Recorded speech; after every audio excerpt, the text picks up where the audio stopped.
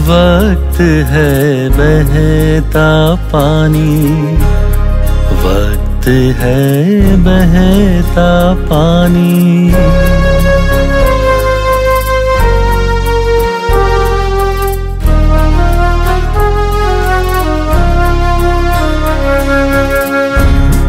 वक्त है बहता पानी, वक्त है बहता पानी।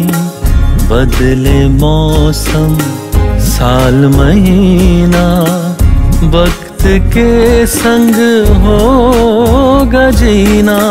रुक गए तो खत्म कहानी, रुक गए तो खत्म कहानी।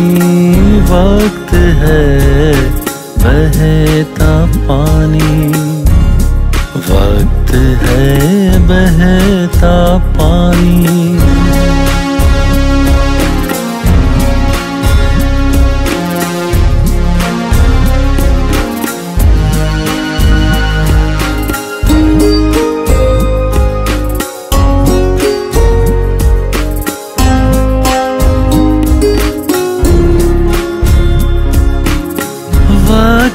बदले बदले अपने, वक्त बदले बदले सपने।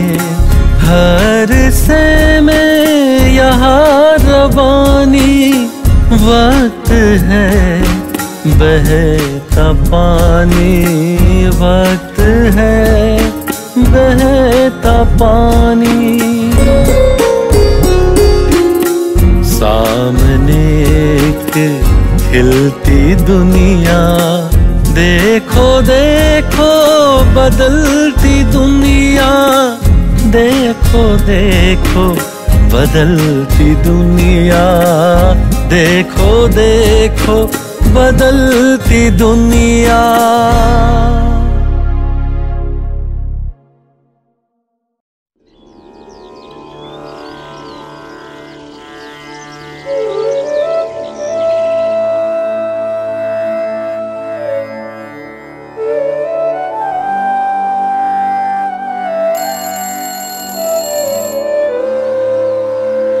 हेलो हेलो, अच्छा गृह शांति पूजा।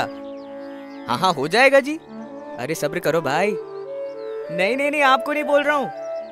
हाँ तो मैं क्या बोल रहा था, आपको कौन सी करवानी है?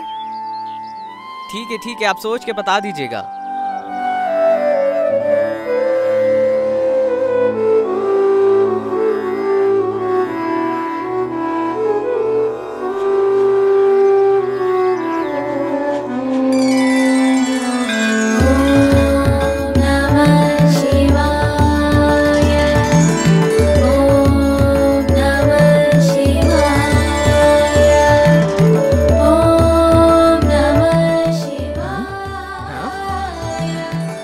अरे विभूति,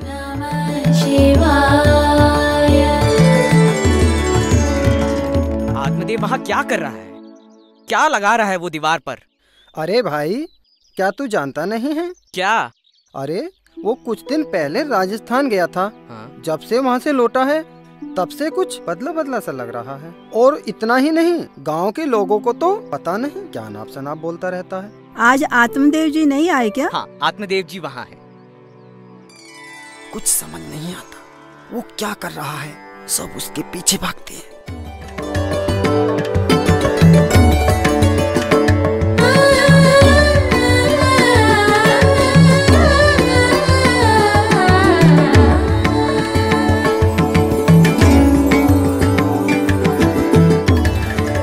कितनी अच्छी बातें हैं। मंदिर के अंदर ऐसी ही बातें लिखी होनी चाहिए। आप कब आए? अभी अभी आए। आप ठीक तो हैं?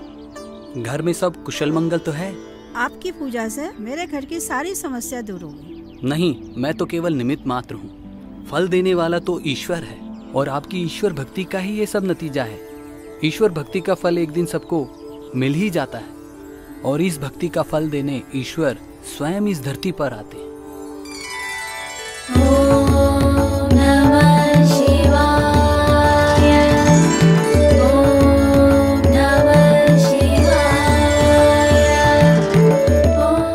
शिवाय, ओम नमः शिवाय, ओम नमः शिवाय, ओम नमः शिवाय। एक बात कहूँ? कहिए। ये जो हम तिलक लगाते हैं, इसका कोई अर्थ है या यूं ही लगाते हैं? मुझे कुछ पता नहीं, यह एक रिवाज होगा या भक्ति की निशानी, और क्या हो सकता है। ये आध्यात्मिक रहस्य है। जहाँ हम बिंदिया और तिलक लगाते हैं वह आत्मा के रहने का स्थान है, और ये तिलक खुद को और दूसरों को आत्मस्मृति याद दिलाने के लिए लगाया जाता है। वाह, मैं तो नई बात सुन रही हूँ। बहुत ही सुंदर बात है। हम तो भक्ति से ये सब कर रहे थे। भक्ति के साथ साथ ज्ञान रहना भी जरूरी है, और ज्ञान से अज्ञान अंधेरा दूर हो जाता है। बहुत अच्छी बात है। कभी फुर्सत में आपसे ज्ञान की बातें जरूर सुनूंगी। आप ये पैसा रखिए और प्रसाद चढ़ाकर गरीबों में बांट दीजिएगा। मैं चलती हूँ। ठीक है।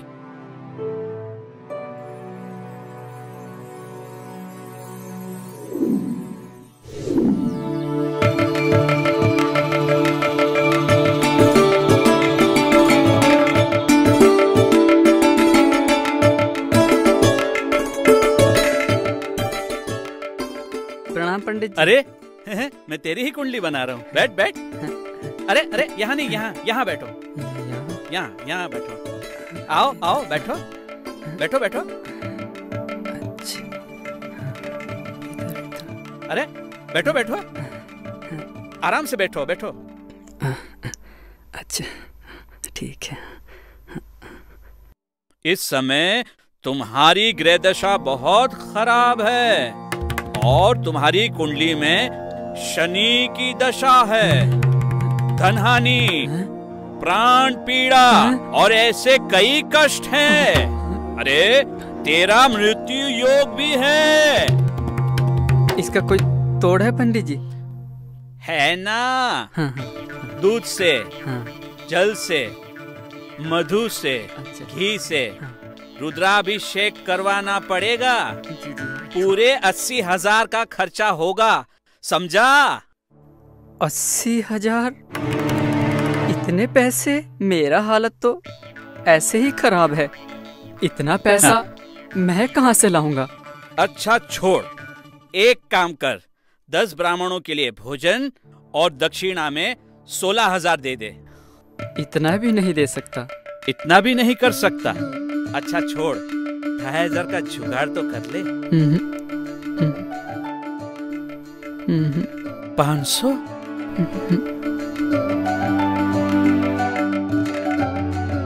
एक 100? एक भी रुपया नहीं है। चल हट यहाँ से, शनि ग्रह कुछ नहीं बिगाड़ सकता। चल यहाँ से, मेरा टाइम खोटी मत कर। चल चल यहाँ से, चल चल यहाँ से। कहाँ से आ जाते हैं।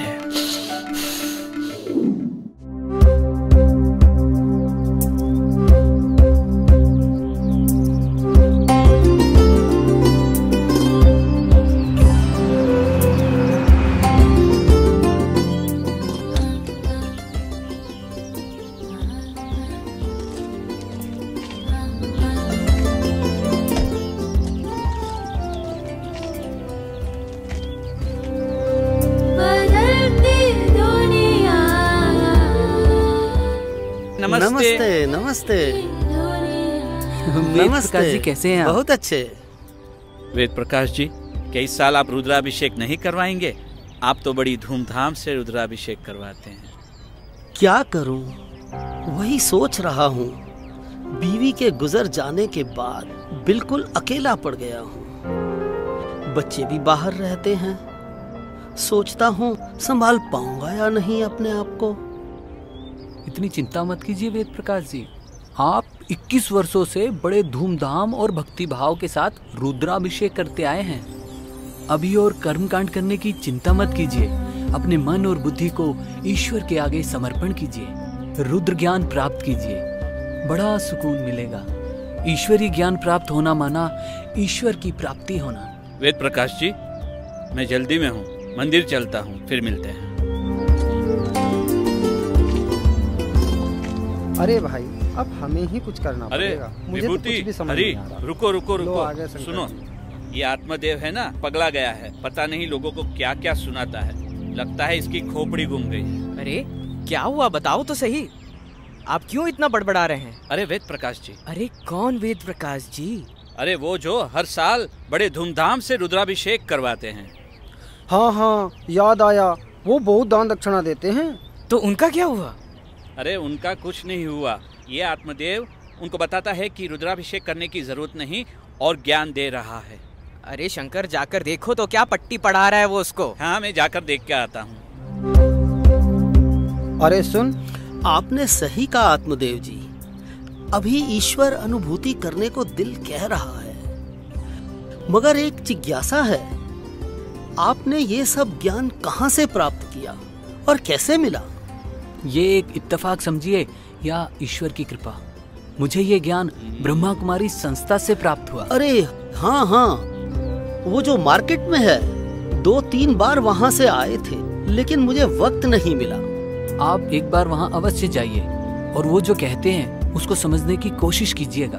और वैसे भी भक्ति की प्राप्ति तो ज्ञान ही है, और आप इतना समय से भक्ति मार्ग में थे, उसका फल तो आपको मिलना ही चाहिए। अच्छा हाँ बात तो ठीक है। और ये शंकर क्यों नहीं आया अभी तक? कहाँ रह गया? अरे क्या चल रहा है जानते हो? अरे क्या हुआ, इतना गुस्सा क्यों कर रहा है? गुस्सा नहीं करूं तो क्या करूं? ये वेद प्रकाश जी को ब्रह्म कुमारी के पास भेज रहा है। ये उल्टा ज्ञान उसको वहीं से मिला है। चलो चलो अभी मंदिर के ट्रस्टी को बताते हैं। चलो चलो। बदलती दुनिया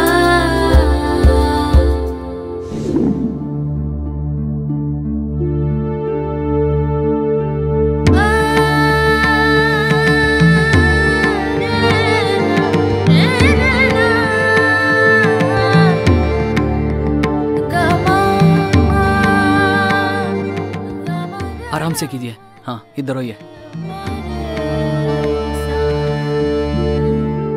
सीताराम जी देखिए, आत्मदेव अभी तक नहीं आया। मुझे तो लगता है वो आएगा ही नहीं। उसे मंदिर से निकाल ही दीजिए। हाँ हाँ, उसे निकाल ही दीजिए। हाँ हाँ, उसे निकाल ही दीजिए। हाँ हाँ, उसे निकाल ही दीजिए। हाँ, उसे निकाल ही दीजिए। देखिए, इसमें इतना आश्वस्त होने की आवश्यकता नहीं है। आत्मदेव जी एक कर्मठ, कर्तव्यनिष्ठ और धर्मनिष्ठ ब्राह्मण हैं। उनकी चर्चा गांव-गांव में होती है। कोई अड़चन आ गई होगी, इसीलिए विलम्ब हो रहा है।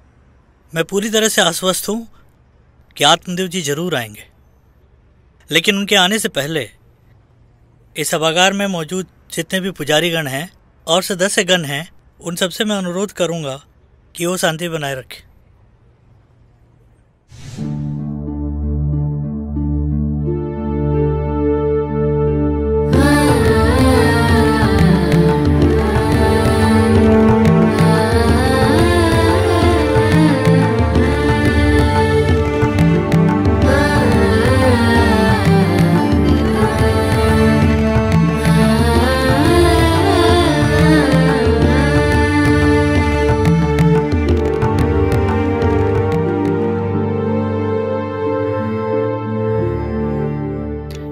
ये दवाई लेके आ जाइए। डॉक्टर साहब कुछ डरने की बात तो नहीं? कोई बात नहीं, नो प्रॉब्लम। शुक्रिया डॉक्टर साहब। जल्दी लेके आइए। मैं माँ की दवाई लेकर आ रहा हूँ, आप माँ के पास बैठो।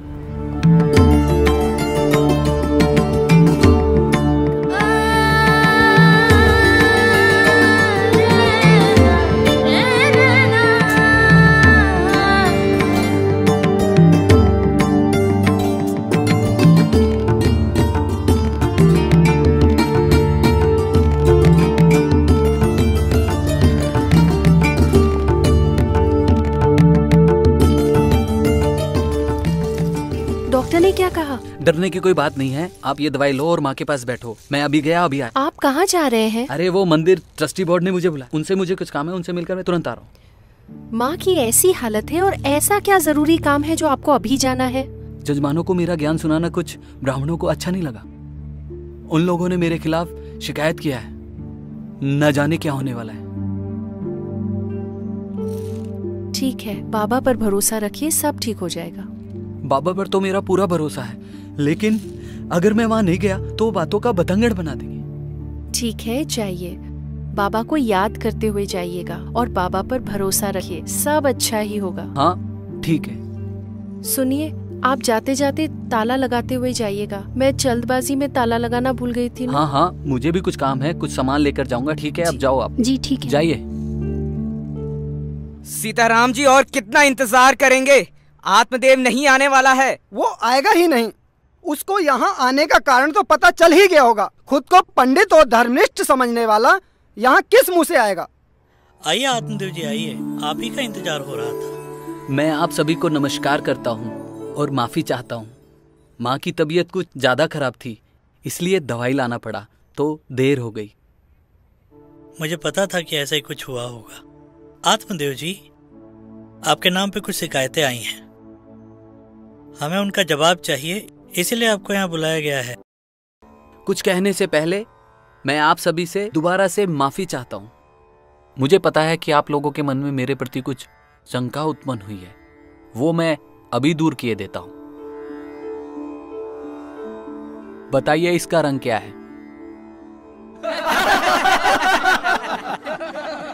ये तो लाल रंग है। पक्का लाल रंग है? हाँ भाई, हमको तो लाल रंग ही दिखता है। पक्का लाल रंग है? अरे ये तो तुम्हारे तरफ था, हमें कैसे दिखाई देगा? सीताराम जी, जब हम कोई बात सुनते हैं या कोई वस्तु देखते हैं, उसके पीछे का पूरा सत्य क्या है उसकी जानकारी प्राप्त करने का प्रयास नहीं करते। जो हमने सुना या देखा उसी को सत्य मान लेते हैं। ये सब करने के पीछे मेरा यही कारण था। अगर आप लोगों की अनुमति हो तो मैं आप सभी के सामने अपने अनुभव रखना चाहता हूँ। देखिए सीताराम जी, ये सबका वक्त बर्बाद करना चाहता है और ये जो कर रहा है वह ठीक नहीं है और ना ही इसके पास कोई जवाब है। ये हमारी परंपरा को तोड़ना चाहता है। इसके पीछे जरूर कोई साजिश है। इसको अभी इसी वक्त मंदिर से निकाल देना चाहिए। आप लोग शांति बनाए रखिए। देखिए, आप लोगों को क्रोधित होने की कोई आवश्यकता नहीं है। आप सभी शास्त्रज्ञ पंडित हैं। श्रीमद् भगवद गीता के अध्याय 2 और श्लोक 63 में लिखा है, क्रोधात भवति सम्मोह, सम्मोहात स्मृति विभ्रमः, स्मृति भ्रशांत बुद्धि नाशो, बुद्धि नाशात प्रणाशयति। इसका अर्थ तो आप सभी को मालूम ही होगा कि क्रोध करने से बुद्धि भ्रमित हो जाती है और विचार करने की शक्ति नष्ट हो जाती है। कुछ निर्णय लेने से पहले हमें अपनी बुद्धि को स्थिर करना चाहिए और उस विषय पर विचार करना चाहिए। जैसे पेड़ से एक सेब भूमि पर गिरने के विषय को सर आइजैक न्यूटन विचार को लिया गया तो एक अनजाना सा सत्य सामने आया। मेरा आप लोगों से विनम्र निवेदन है, पहले आप मेरे अनुभव सुने, उस पर विचार करें, उसके पश्चात ही कोई निर्णय लें। ठीक है, आप अपना अनुभव सुनाइए। आप सभी जानते हैं मैं धर्म में निष्ठा रखता हूँ और कर्म में भी निष्ठा रखता हूँ। एक रोज की बात है, मैं सुबह 4 बजे जागा और मैंने अपनी पत्नी को ध्यान मुद्रा में देखा।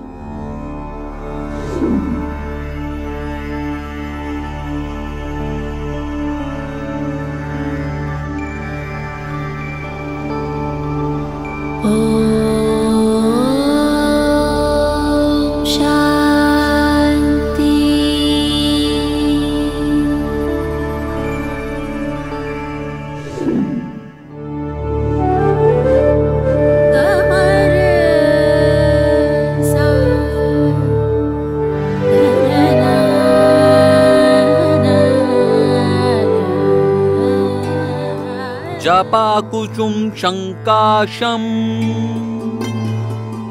काश्यपें महाधुतिम तमोरिं सर्वपापघ्न प्रणतोस्मि दिवाकरम्।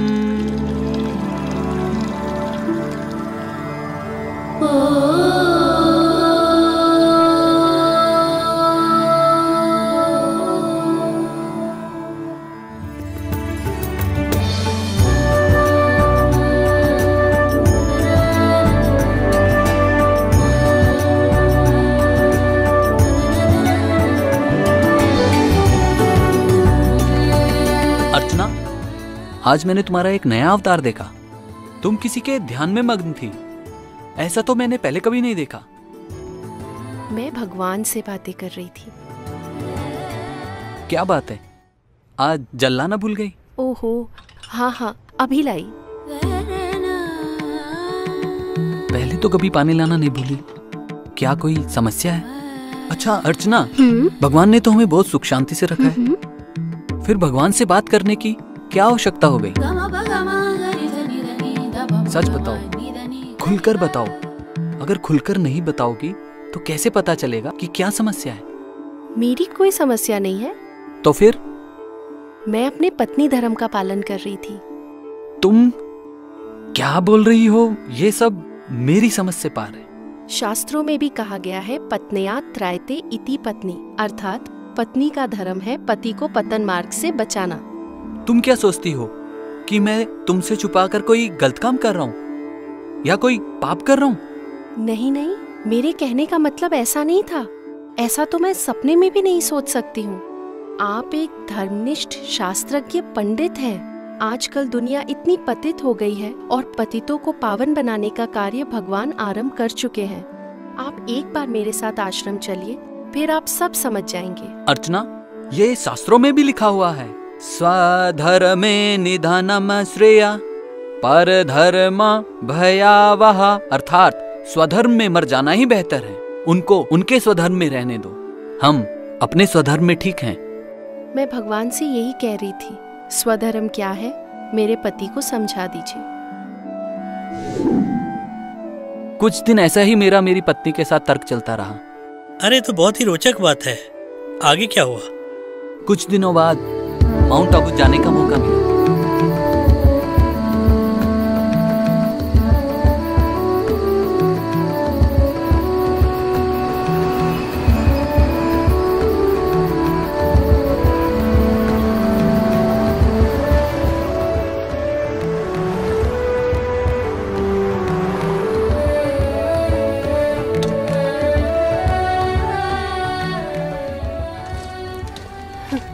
पहुंच गए।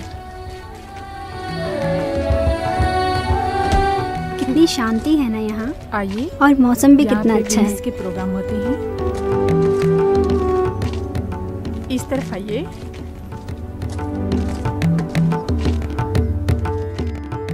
ये जो इतनी सुंदर जगह देख रहे हैं, ज्ञान सरोवर है। यहाँ पे आत्म परिवर्तन से विश्व परिवर्तन, दृष्टि परिवर्तन से सृष्टि परिवर्तन और संस्कार परिवर्तन से संसार परिवर्तन का महान कर्तव्य इसी ज्ञान सरोवर से हो रहा है।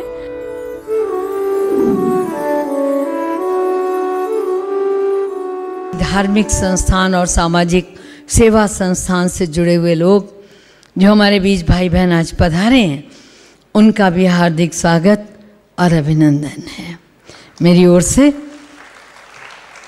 साथ ही साथ मुझे अभी बहन ने आदेश दिया है, परमात्म ज्ञान द्वारा सुख व शांति। जब परमात्म ज्ञान मिलेगा तो निस्संदेह जहाँ परमात्म ज्ञान होगा वहाँ प्रकाश होगा, जहाँ ज्ञान होगा वहाँ अंधकार का अभाव होगा, जहाँ सामर्थ्य होगी वहाँ असमर्थता स्वयं मुँह चुरा जाएगी। अब अगर इसको हम देखें तो पहले जो दो शब्द हैं परमात्म ज्ञान, हम ये क्यों कह रहे हैं कि परमात्म ज्ञान से सुख शांति? इसलिए कह रहे हैं कि ना तो सारी दुनिया में सुख मनुष्यात्माओं ने कभी किया है और ना ही सारी दुनिया में दुख से मनुष्य आत्माएं छूट या छुड़ा सकती हैं। इसीलिए भारत को परमात्मा के जन्म स्थान, परमात्मा की अवतरण भूमि कहा गया है। अरावली पर्वत एक ऐसा स्थान है, उसके अंदर भी एक ज्ञान मान सरोवर है, जो ज्ञान के द्वारा ही मनुष्य के जीवन के अंदर परिवर्तन आता है। सिर्फ सरोवर में अगर हम जाके स्नान करेंगे तो तन की स्वच्छता होंगी, मन की स्वच्छता चाहिए। हमारे आचरण, हमारे व्यवहार, हमारे कर्मों के अंदर अगर शुद्धता चाहिए तो ये ज्ञान मान सरोवर है। मन को स्वच्छ करने वाला, ऐसा स्थान है। तो और आप और हम सभी मिलकर 3 दिन अच्छी तरह से ज्ञान को भी समझेंगे और अच्छी तरह से साधना करेंगे।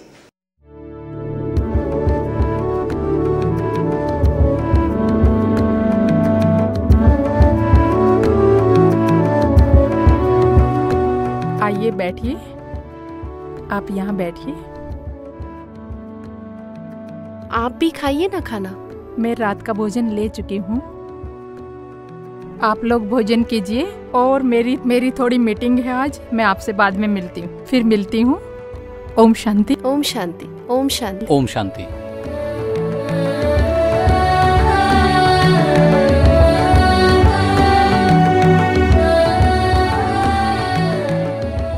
यहाँ पर आकर आपको कैसा लगा? सच कहूँ, यहाँ का व्यवहार बहुत अच्छा लगा और यहाँ की व्यवस्था उससे भी ज्यादा अच्छी लगी। और ये सब देखकर यहाँ की विशालता का तो स्वतः ही पता चलता है। मैं वो सब नहीं पूछ रही थी, ये सब तो बाहरी व्यवस्था है। ये ज्ञान सुनकर आपको कैसा लगा? सभी अपने अपने विचारों पर जीते हैं। मैंने तुम्हें कभी यहाँ आने से मना किया और ना ही करूंगा। तुम्हारी जीवन तुम्हारी है, जो विचार तुम्हें अच्छा लगे वो तुम अपना सकती हो। लेकिन मैं एक कौलिक ब्राह्मण हूँ, क्या मैं अपनी परंपरा छोड़ सकता हूँ? ये संभव नहीं है।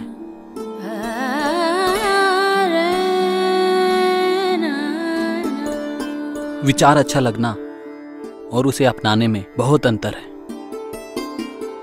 ये तो शिव को ही भगवान मानते हैं, और वैसे भी मैं तो शिव का ही पुजारी हूँ। आप जाइए रूम में, मैं बाबा के रूम में जाऊंगी, फिर आऊंगी।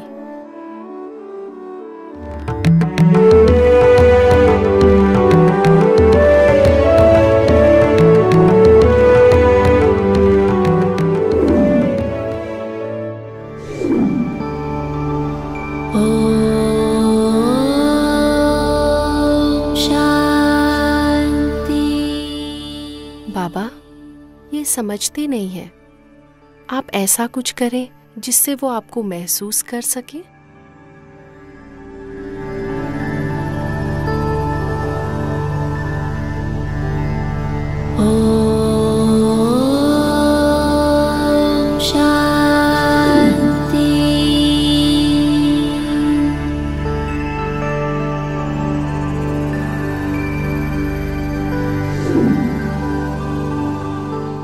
आत्मदेव, आत्मदेव, जिसको तुम प्यार से पुकार रहे थे, जन्मों जन्म जिसकी पूजा की तुमने, वो अभी तुम्हारे सामने है। वो स्वयं तुम्हें पुकार रहा है और क्या तुम उसे पहचान नहीं रहे हो? मैं आया ही हूं भक्तों को भक्ति का फल देने।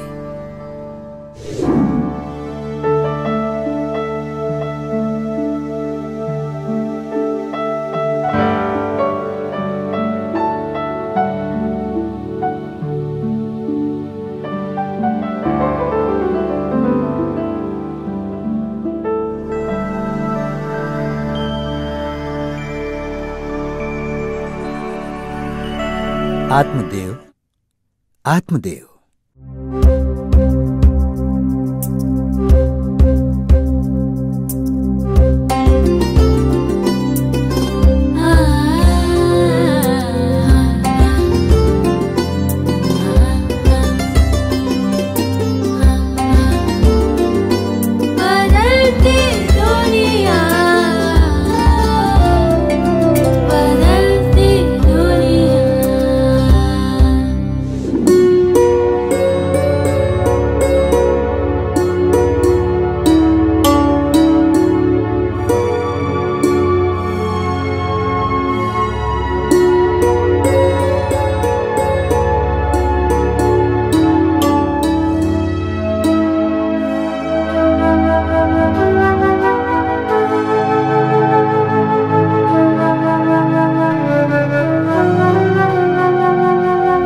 ये ख्वाब था या हकीकत, खुद से ही मैं क्यों दूर था, क्यों राह को मंजिल समझ मंजिल से अपनी दूर था।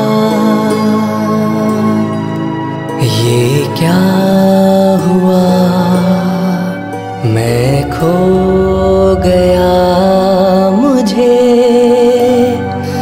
मेरा कोई दे पता, मैं आ गया हूँ कहाँ।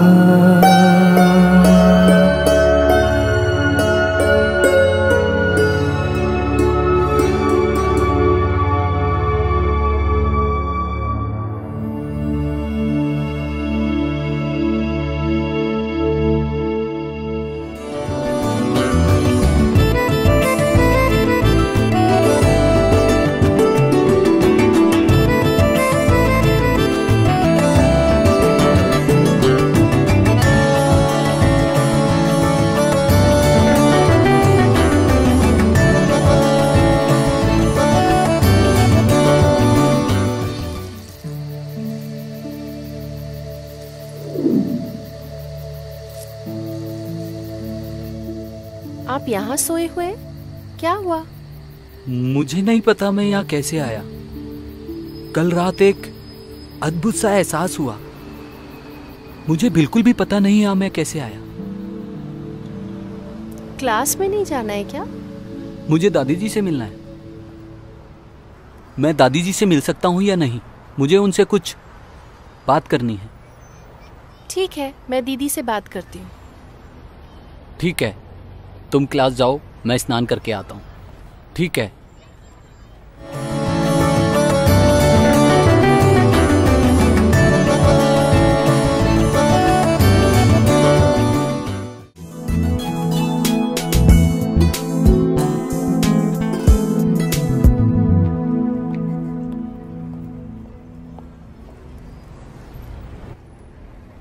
आइए बैठिए।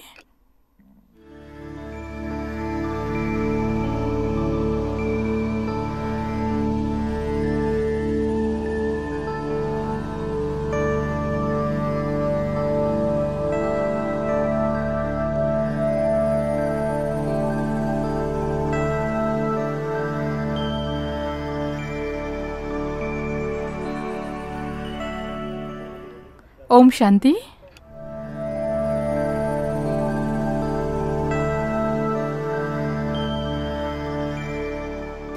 दादी, आत्मादेव है, आपसे कुछ प्रश्न करना चाहते, इसका आप उत्तर दीजिए।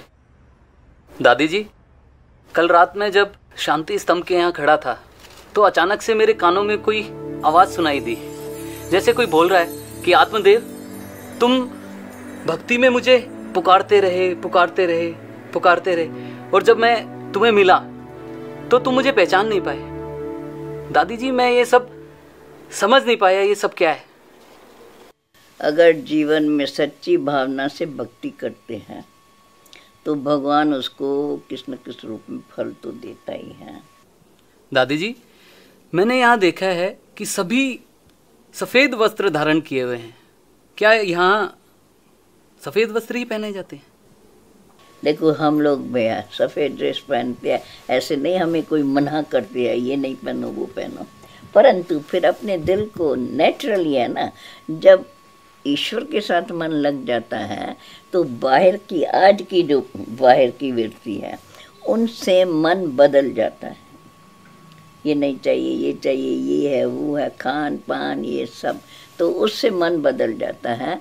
अपना खान पान शुद्ध रखना है, वस्त्र भी शुद्ध रखना है, जो ऐसे भी नहीं कोई मुझे देखो उसको मेरे तरफ आकर्षण हो, क्योंकि शरीर के तरफ किसकी भी आकर्षण, ज्ञान तो किसको है नहीं, तो शरीर के तरफ आकर्षण होंगी वो तो नुकसानकारक है ना।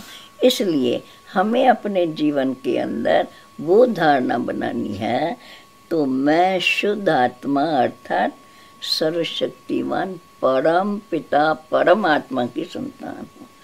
परमात्मा को इन आँखों से देखा नहीं जाता है और न देख सकते हैं। अपनी आत्मा को ही नहीं देख सकते तो परमात्मा को कैसे देख सकेंगे।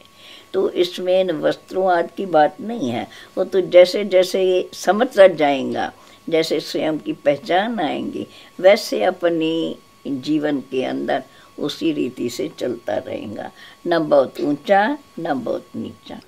दादी जी, क्या मैं अपनी व्रती में रह सकता हूँ? बाकी कपड़ा पहनने के लिए, भोजन खाने के लिए, वो तो भगवान ने हमें सब कुछ दिया है और उसके लिए शरीर को बिठा थोड़ा ही देंगे। शरीर से भी मेहनत तो करेंगे ना, काम काज करना है। ऐसे तो सब जो परिवार है, परिवार में माँ बाप जो भी कहते हैं उनकी भी यथार्थ बात मानिए। बाकी कोई ऐसी जैसी बात है तो हम समझते हैं, ठीक है, बड़े हो जाते हैं, बुजुर्ग हो जाते हैं तो चलो किनो के बोल ऐसे हो जाते हैं। पर अगर हम अच्छा होके चलते हैं तो वो भी हमें प्यार करेंगे। असल में शास्त्रों में भगवान के लिए क्या कहा गया है और उसको जानने की कभी हमने कोशिश ही नहीं की, बस तोते की तरह रटते रहे। क्या हमें भगवान के बारे में जानना नहीं चाहिए? क्या हम ईश्वर को दिल से अपना पालनहार मानते हैं? अगर मानते हैं तो अपने पालने की चिंता क्यों करें? यह तो ईश्वर का काम है, हमें तो बस कर्म ही करना है। हम खुद कौन हैं, क्या हमें जानना नहीं चाहिए? काम, क्रोध, लोभ, मोह, अहंकार से बुद्धि भ्रमित हो जाती है और स्वयं परमात्मा हमारा पालनहार है ये हम भूल जाते हैं। रुद्र ज्ञान यज्ञ से हम काम, क्रोध, लोभ, मोह, अहंकार पर जीत प्राप्त करते हैं। आप सही कह रहे हैं, हमें ये ज्ञान भी जानना चाहिए। हर जगह लोगों को रुद्र ज्ञान सुनाने की व्यवस्था की जानी चाहिए। हाँ, अब बहुत देर हो चुकी है। इस सच्चे ज्ञान को हमें अपना लेना चाहिए, उसको अपने जीवन में धारण कर लेना चाहिए। इस बदलती दुनिया के साथ साथ अपने आप को भी बदल लेना चाहिए।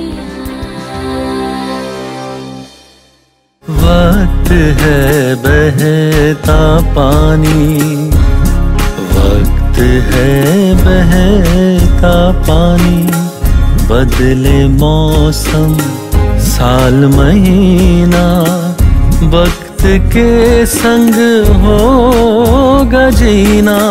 रुक गए तो खत्म कहानी, रुक गए तो खत्म कहानी। वक्त है बहता पानी।